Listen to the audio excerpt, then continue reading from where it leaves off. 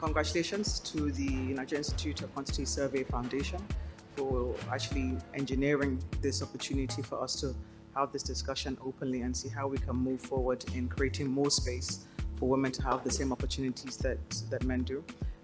Thank you very much to the leadership, to the board of directors as well. So gender diversity in the workplace means that women and men are hired in a similar and consistent rate. They are paid equally and are given the same opportunities, be that the access to resources and promotions and pay as well. Gender diversity having equal opportunities available to you that are not necessarily limited by you being a woman. And that should never be a consideration.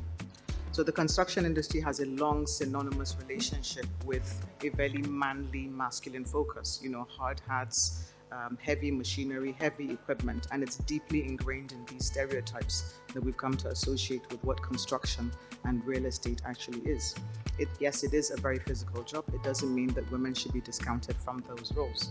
So despite advancements in a number of different kind of professions, whether it's law, whether it's medicine, where women are making huge progress across the world, construction still remains very limited space for women.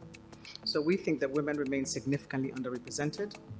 We're facing numerous barriers and lack of advancement in the sector and limited options for us and opportunities to grow as female professionals. So what does that mean? It means that you and I, we all have a role in playing to support and make the construction industry more inclusive for women. How do we do that? A number of very small key steps that we can all be intentional about taking. We can increase the scope for recruiting. We can ensure that employers must actually add a number of women for each recruitment processes or each roles and positions they're trying to fill. Especially when it comes to advertising, we shouldn't make them restrictive. Similarly, in very early stages in schools, we have to encourage women to go into more STEM subjects. The MC mentioned how indeed at the university levels, there are more women that go into things like architecture, QS, and other scientific related subjects that relate to construction. What therefore happens is a pattern where we get married and we therefore think that we're not or unable to work.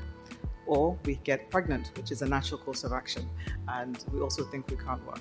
A very quick story. We at Urban Shelter, every month or every year, we announce the new mothers and the new fathers. Last year we had 2 new mothers. We had 6 new fathers. I purposefully did that statistic because we have a view sometimes, oh no, maternity leave, she'll be missing for 2 years. But I wanted to underscore the fact that actually there are more men becoming fathers in the office than there are women becoming mothers. So maybe perhaps it's the men that are not being productive. I apologize, sir. We want to create a safe environment. Sorry, sir. We want to actively create a safe environment. Men might not consider this as an issue, but as a woman leaving the office at 7 o'clock or leaving a construction site when it's dark or on a rainy day like this, it can be a bit worrying. So you want to have security, men that are not going to in any way infringe on your personal safety. You want to have well-lit environment so that everywhere is visible. You want to have CC cameras so that you know in the event of any action, in the event of any incident, action can be taken quickly and swiftly. You want, in other words, your safety and your rights guaranteed and to a certain extent ensured. PPE, something very small that might again not be an issue. They are created for men's bodies. I'm a largish size woman. Whenever I go to a construction site, the vest never fits over my natural body.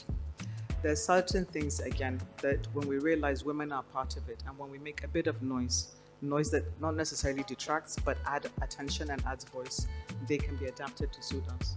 So like I said, something basic like PPE, for it to be modified for women's bodies, also ensures safety. Benefits that encourage women to achieve their life goals are really important. And at Urban Shelter, this is something we advocate for. We have maternity leave, we also have paternity leave. We have full holidays, we also have an extra hour, either early or at the end of the day, where women can take, or men can take early to look after their babies until the age of 1 year old. Something else we do is even post-maternity leave, we have a 3-month work from home opportunity, just so that you can stabilize yourself and kind of try and get that work-life balance that is very important in life. Managers can also increase safety through team assignments, having an open door policy, and then just ensuring that all sites are safe. Gender diversity in the workplace is not morally imperative, but it's also a very smart business move, and I can make a case of that as part of Urban Shelter. By promoting equality and inclusivity, companies can benefit from a wider talent pool. You have different perspectives, you have enhanced collaborations and improved staff retention. Women, by the way, tend to change jobs less than men. Women tend to, for some reason, be very grateful for the jobs that we have. We also tend to work twice as hard because we already know we're going to be underestimated and undermined. So we put in double the effort, we put in more of the time, and we tend to try and be more effective and more productive. And we're too scared to leave because we've always wondered, what if the next job doesn't come? So women are good for business. Please hire more women.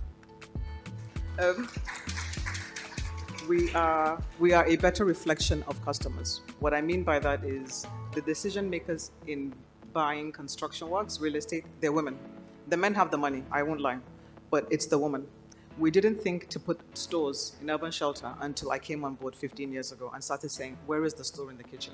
It didn't occur to the men in the office, the architects, that there should be a store in the kitchen. So, and because of that store, a wife would say, I don't want that house. And you've lost the client because of a store. So this is what it means when you have a gender diverse workforce that can then add value in terms of the produce that you make.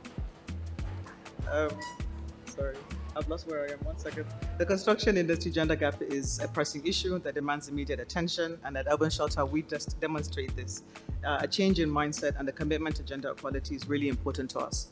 Our workforce constitutes 55% women, and I'm really proud of that.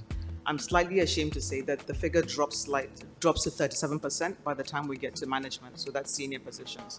But I'm also really happy to announce that when you get to our board governance, so that's our board of directors, there are 70% women compared to 30% men. Part of our QS unit, we have 8 members in our QS unit, and 3 of them are women, and I'm really proud of them. They all came on board 7 years ago, the women, by the way, as NYSC, single women. They got married, they both have children. Aisha and Bilkisu, in case you're watching this, thank you for joining Urban Shelter.